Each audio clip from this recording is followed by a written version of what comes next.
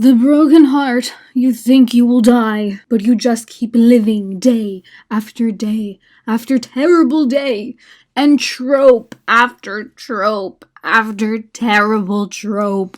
Hello friends, 'tis me, k.l.graywill, aka Kelso, your favorite world-building gremlin and neuroscientist, and creator of the sci-fi fantasy webcomic 85 Unseen. Today's topic is going to be on tropes and how our brains respond to them, specifically on how expectations and familiarity work together to create satisfying narratives. You guys seem to like my recent video where I used my background in neuroscience to talk about what drives empathy in fictional settings and how fantasy settings can facilitate that. So I wanted to do another video on storytelling with a cognitive science slant. The starting point here is easy enough, right? Tropes. We all know what they are. A trope is a recurring theme or motif. It's a common literary device. I think a lot of people actually have a very negative idea of what a trope is. Like, they think they shouldn't use tropes and it's bad if your writing is tropey, which is wrong. So just throw that idea out the window now. It's a very juvenile storyteller belief that tropes are inherently bad. And I can't blame people. In my vague secondary school memories, I definitely also remember being under the impression or being taught that tropes were this bad thing that you should avoid having in your stories. For one thing, this is basically impossible. You cannot write a 100% original story. And by that I mean there's always going to be some pattern, a cliche, or a theme that's been done before in your writing. And that's not a bad thing either. As a neuroscientist, we love tropes. We love patterns. They're very interesting to study. And it's fascinating to me that no matter how many unique twists you can include or original takes you have on a theme, almost all plots will adhere to common patterns of rising and falling action, or that again and again humans kind of revisit stories with the same themes or character dynamics. And I think that's interesting because it means that something is catching there. That if the stories we write are like this tapestry that's constantly being woven, tropes are the thing that it keeps getting snagged on. There's something meaningful there, right? That we keep coming back to. And tropes play with our expectations in that way. They're a vessel to kind of deliver parts of our story through something that's familiar to us. So our expectations, great ones and otherwise, and how they're satisfied is what makes tropes useful. And that's what makes them something to be experimented with, because creating satisfying stories is partly how we're able to fulfill and subvert expectations, or how we can use tropes to make things that are unfamiliar familiar, or vice versa. And that's where I come in. You see, a massive chunk of understanding why people like art is this idea of satisfaction. Satisfaction is a key element in what we call an aesthetic experience in the field of neuroaesthetics.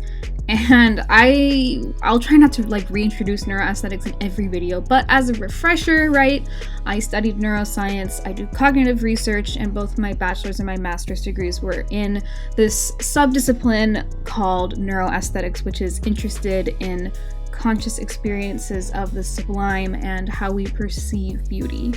Basically, studying aesthetic experiences, which is this term that we throw around all the time in the field, but no one outside neuroaesthetics knows what it means, is the entire point of the field.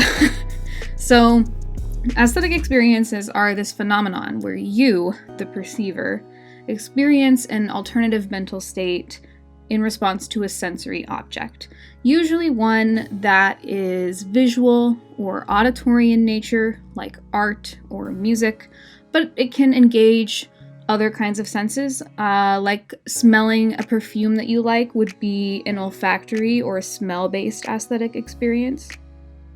Okay, stay with me. I know you're like, what, how, Kelso, how is this relevant to tropes? Don't worry about it. I'm gonna get there. Let me keep my lecturer hat on for a hot minute. because we have to define what is an aesthetic experience. And believe me, scholars have been up the butt of this topic for centuries. Like, crusty philosophers, Hume and Kant, they were trying to figure out what's an aesthetic experience, what's at the core of it. Neuroscientists today trying to figure that stuff out. Really, the consensus is that it has something to do with satisfaction. And that's a great starting point because we're actually able to understand a decent amount of what satisfaction is on a neurological level. And, surprise, surprise, what does that have to do with reward and expectation? So, neuroscientists have actually mapped out pretty well what this looks like in the brain. It's called the dopaminergic reward pathway or the mesolimbic pathway. And this pathway regulates a bunch of important cognitive processes, including like motivation or wanting and reinforcement learning. And there's a very important term here, which I will introduce now, that's called reward prediction error. Sounds kind of complicated maybe, but it's not. Really what this is the brain saying, okay, this is what I'm expecting, and then this is what I got. And the difference between those things is the error part. And this is really, really important for like every art form. So in music, for example, let's say you're listening to a chord progression, right? And you're already predicting how it's going to resolve. Not necessarily you consciously, but your brain is. Because your brain has been listening to and like logging all sorts of different music throughout your entire life. And that kind of shapes what it expects to hear. And that's why expert musicians who have musical training, who have been exposed to more unfamiliar kinds of music, maybe like non-Western scales, are better able to tolerate when those expectations don't match up with reality. But when they do, and you're listening to this song, right, and you get to that climax, the music swells, and you hear that chord resolve, you get that sweet, sweet dopamine, your brain is expecting that next note, and that expectation is met. It essentially minimizes that reward prediction error and leaves you feeling satisfied because your brain was expecting something and it got it. There was a match there. And if there's a mismatch, we can either have greater satisfaction or we can have less. Okay, so let's say the final chord doesn't meet your expectation. There are some really interesting things that can happen here. In general, people will experience satisfaction if they're expecting something and that expectation is met. They will experience even greater satisfaction if they receive an unexpected reward. And they will not experience satisfaction if they expect a reward and don't receive it.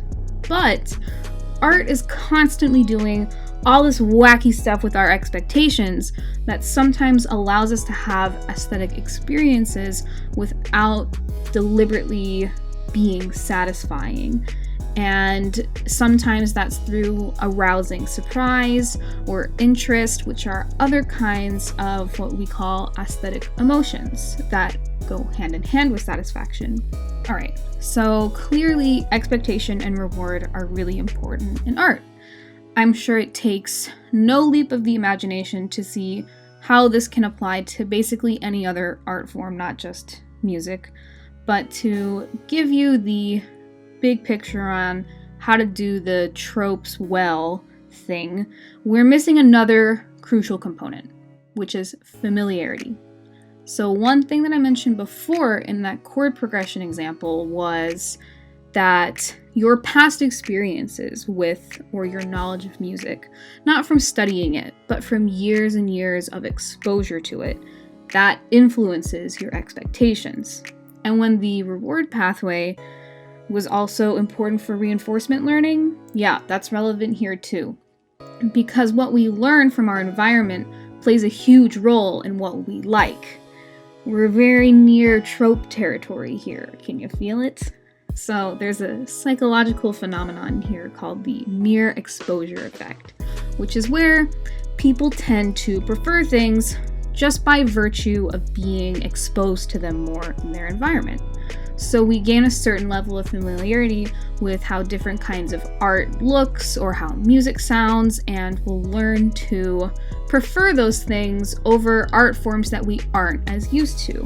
And this has like insane implications for every aspect of our lives as far as like bias and otherization, I'm sure you can imagine. But if we stay in art territory, right, it's easy to see how familiarity can shape what we come to expect of art, music, stories, dance, etc. And in cognitive science, we say that this is going to impact processing fluency, which is basically the ease with which we're able to perceive something. So if the stimulus that we're perceiving is very complex, or if it's less familiar to us, it will require more of our mental faculties to understand it, and by extension, it will be less satisfying to us. Speaking of, if this video has been satisfying to you, make sure you click that like button and subscribe. I'm sorry. I have to do it. Now, I will say here that a lot of neuroimaging technology that we use to study this kind of thing use indirect measures. So it's very hard to say that this one thing causes this other thing. I just want to make sure that I say that to make sure that no one watches my videos and goes running off like familiarity causes expectation, causes satisfaction in art or something. Aesthetic experiences alone are very complex things that involve more than just pleasure and satisfaction, and also have to do with things like attention, arousal, interest, etc. Like I mentioned earlier, there are a bunch of other aesthetic emotions that play into that.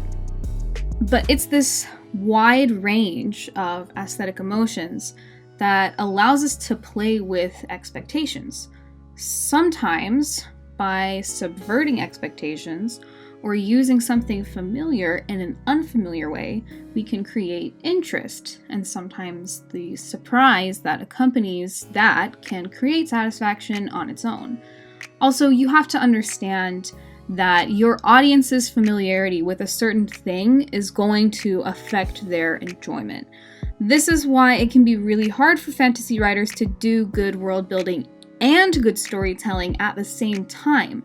In my video on fiction and empathy, I talked about how fantasy settings are like an optimal environment for evoking empathetic responses, but a pitfall of writing fantasy is that the world that it takes place in is going to be inherently, sometimes literally, alien to your audience. Whereas if your story is set in a real-life city or something, the processing fluency barrier is going to be much lower by default. This is partly why I have an urban fantasy. I love high fantasy, but I also love mundane things. Like I have a flashback scene of Zomani, my protagonist, in her home city, Amrystar, which doesn't exist, but she's riding the metro, which is a very like familiar thing, something absolutely derived, almost, you know, like one-to-one from our world. So there are ways that I deliberately infused familiar things into the world of 85 Unseen, because there's a lot of other really dense world building that has to happen throughout my story, and I think it really helps from like a perceptual level to give people some familiar things to sort of rest on. And this is why I like to rip on people for doing lore dumping, right? Because if you're doing a fantasy story, already the unfamiliar setting is going to make your world one layer removed from reality. And lore dumping is basically like just giving a bunch of exposition, like a huge info dump right at the beginning of the story. And if you're packing this big info dump on top of a world, like a setting, which is already really unfamiliar, the hypothetical processing fluency for your audience there is going to be nil. Like I promise, they're not enjoying that. This is also something that can be really easily remedied by using tropes appropriately. I talked at the beginning about how tropes are like vessels of familiarity to deliver parts of your story through. This is why, for example, the amnesiac hero is such a useful trope for lore dumping, because if your main character has amnesia for whatever reason, they kind of have to learn about all of the world building alongside the audience because they don't remember anything about who they are. And that's why you see amnesiac heroes so much as the protagonist of a story.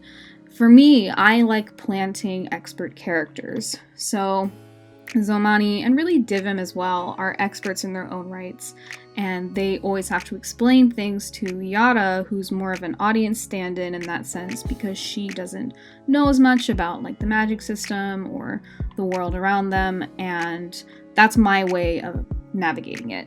You can't avoid tropes either, so you may as well make use of them to your best ability. For fun, I'm just going to read off some of the genre tropes from tvtropes.com, and we're going to see everything. Everything's a trope. Alright, so I went to tvtropes.com and I went to the genre tropes tab, and I have created a list of the tropes from the action adventure category that I thought were like the most funny or interesting, or some that are even in my own story. And you'll see as I go through them too that some of them it's like, yeah, haha, we can make fun of it. It's kind of like an overdone thing. But some of them it's like, oh yeah, that is a useful trope. No wonder why it's popular. So I had to go through it alphabetically. So for A, I chose action dress rip. When an action girl finds herself in a dress, she'll rip it before going into a situation that actually requires action. For B, I did bad guy bar. I love this. This is the place where bad guys go to hang out to plot their nefarious deeds. For C, I chose conveniently timed attack from behind. The hero is helpless and about to be killed when the bad guy is taken out by an attack from behind, just in time. For D, I did diner brawl. The characters find themselves getting into a fight in a greasy spoon, which I think goes very well with bad guy bar, in my opinion. And then E, exposition diagram, which is something that I've done and will continue to do. A diagram is set up to explain the upcoming plan. I mean, that's useful, come on. Alright, F, I chose forging scene. A scene dedicated to forging an iconic weapon or something, which I will also have in my story. G, I picked gunpoint banter, which, I mean, I love it, but I also hate it when two characters have guns aimed at one another, ready to shoot, but decide to have a conversation instead. I love it. H. Oh, I had to pick a couple for H because there were so many good ones. The first one was hero stole my bike. A hero in a hurry grabs someone else's car or bike to aid in his chase scene. And then I also picked Hollywood healing. No matter how badly he's injured, the hero never ends up with permanent scars. Okay, I did innocuously important episode, a seemingly weak episode early in the story arc that subtly sets events in motion that lead to a big payoff later on. I love that. I think that's such a great trope. J, I picked Just Between You and Me, where villains will pause to give a monologue to the heroes detailing their entire plot. For K, I chose Kidnapped from Behind. A sudden kidnapping occurs when the protector has their back turned to the victim for just a minute. And then L, I did Little Stowaway. And actually, I love this trope. Children secretly following the more serious or like the older heroes on their adventure. And then M, this is a favorite. This is a favorite for sure. And we're all familiar with it. Mangst. Man angst. Quiet, internal angsting done by real men. It needs no other explanation. N, I chose Nebulous Evil Organization, which I also love. A vast, deep-pocketed machine with one apparent goal: the proliferation of evil across the globe, maybe with some personal profit on the side. Like, tell me that you haven't seen, like, consumed at least, like, 10 different pieces of media, books, television, films, that didn't have this trope in it. Okay, O, I picked Only I Can Kill Him. Only the main character can kill the big bad. Anyone else who tries will be curb stomped. I think this is pretty prolific as well. P, I chose paper thin disguise. This is like the Clark Kent thing, right? Like an extremely transparent disguise that anybody in their right mind could see through, yet the on-screen characters can't. We love it. Okay, Q didn't have any tropes. It only had one. So by default, I included quicksand sucks. Dip a toe into quicksand and suddenly you get sucked down into the bowels of the earth, which is, yeah, that sounds about right. And then R, I also picked two because I feel like they go together. The first is redemption demotion, when a bad guy becomes a good guy and his power potential goes down significantly, and then redemption promotion, when a bad guy becomes a good guy and his power potential goes up significantly. Then for S, I have save the villain. You're gonna regret it. Not saying that will happen in my story, huh? Okay, T, I picked there was a door. The character makes a dramatic entrance by going through the wall. And U, okay, I love this one. Universal driver's license. The hero will know how to drive and operate any vehicle regardless of its general control scheme.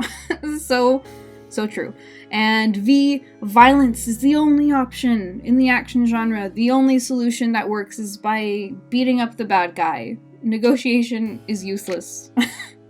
And then my actual true favorite.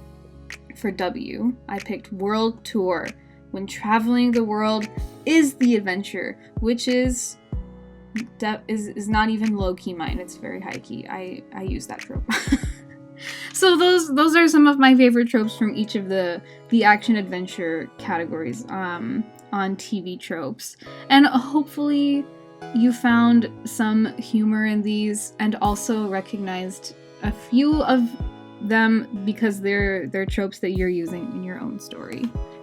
So let's talk about how you can be creative with these. Obviously, you don't have to be. Like I mentioned, how the good chord progression can meet your expectations, and it can still be so sweet and so satisfying.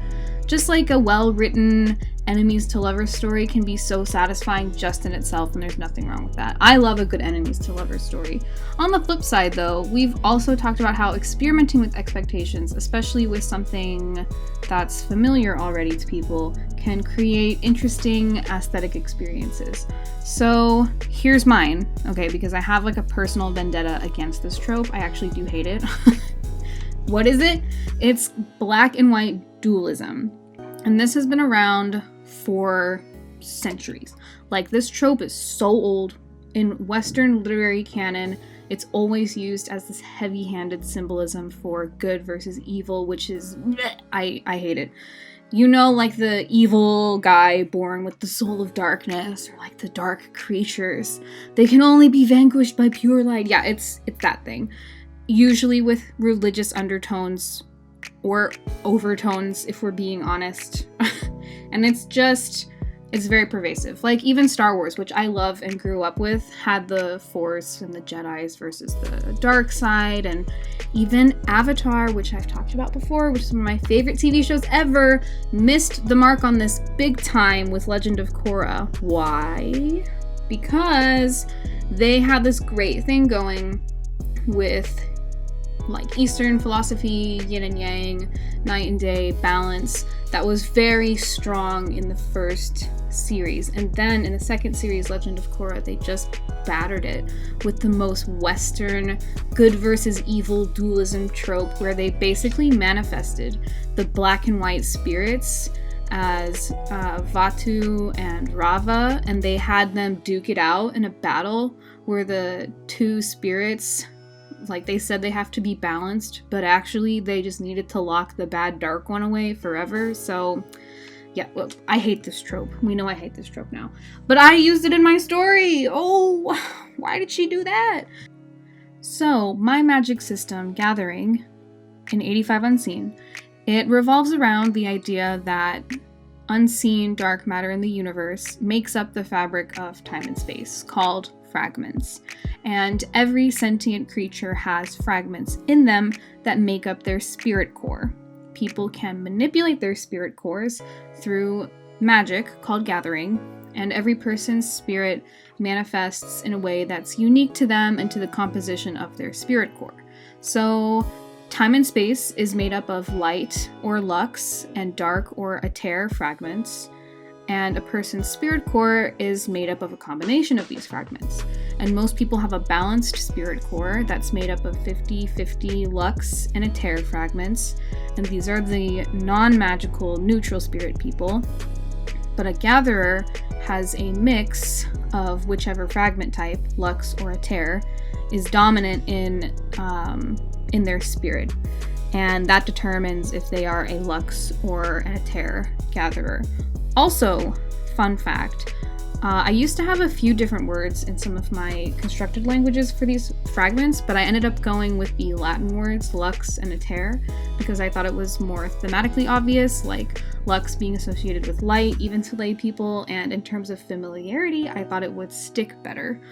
So I basically have this black and white dualism thing going on, and I specifically do it to illustrate that lux and aether are equally part of what makes up time and space, and what makes up the individual's spirit.